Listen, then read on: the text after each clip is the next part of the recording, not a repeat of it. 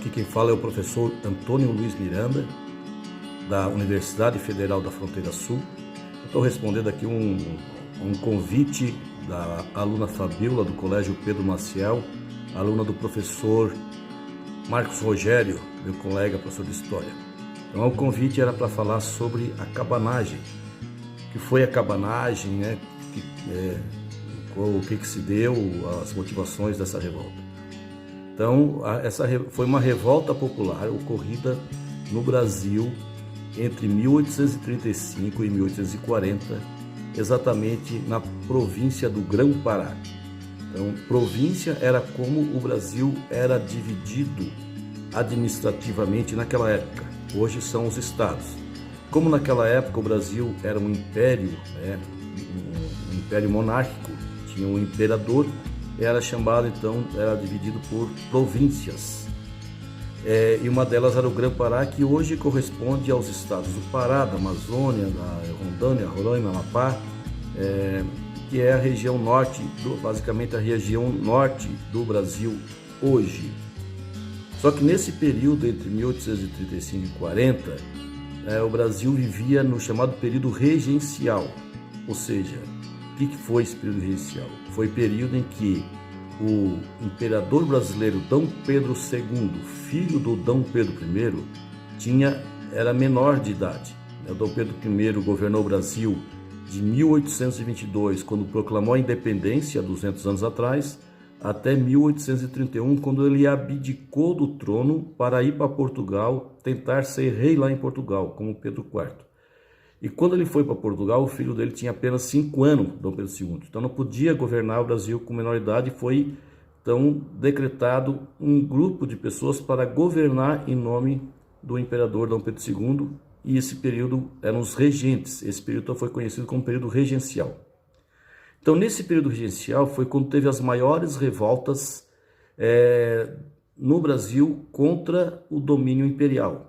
Na tentativa, às vezes, inclusive, de dividir o Brasil em vários outros países, como foi o caso aqui da Revolução Farroupilha, ocorrida aqui no Rio Grande do Sul, no mesmo período, entre 35 até 45. Durou mais tempo, essa aí 10 anos, mas a revolta da cabanagem foi uma revolta muito violenta.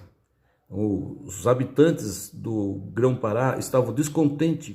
Em 1835, o governo da província do Grão-Pará era governado por Bernardo Lobo de Souza, que era um governo extremamente autoritário e que perseguia os seus adversários violentamente.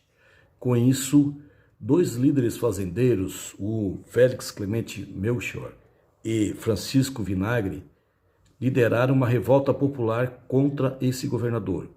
Tomaram o poder, invadiram o palácio do governo e prenderam e executaram o Bernardo Lobo de Souza. Félix Clemente, então, assumiu como governador, mas logo que ele assumiu como governador, ele traiu a revolta dos cabanos.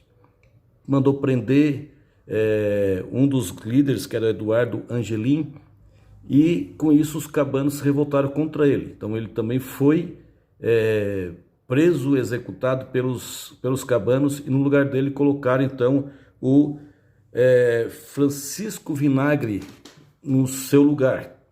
Francisco Vinagre então liderou a revolta dos cabanos, estabelecendo um governo na província do Grão-Pará.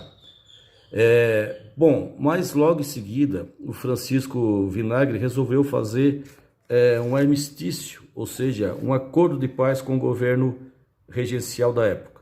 Só que foi traído pelo governo regencial. Então, com essa traição, os revoltosos cabanos voltaram a tomar o poder e colocaram no lugar dele, então, o irmão do Francisco Vinagre, que era o Antônio Vinagre, então assumiu o poder e continuou combatendo contra as tropas do governo da época, do governo regencial da época. O governo regencial fez uma força militar muito poderosa, contratando inclusive mercenários estrangeiros para combater os revoltosos dos cabanos. Com isso, eles conseguiram atacar a região onde os cabanos se concentravam, o seu poder militar, e durante esse período de revolta, que durou 5 anos, morreram cerca de 30 mil pessoas. Foi uma das revoltas onde houve mais mortes na história do Brasil. Então, para mostrar que a nossa história brasileira não é uma história apenas pacífica, que nunca teve revoluções, revoltas.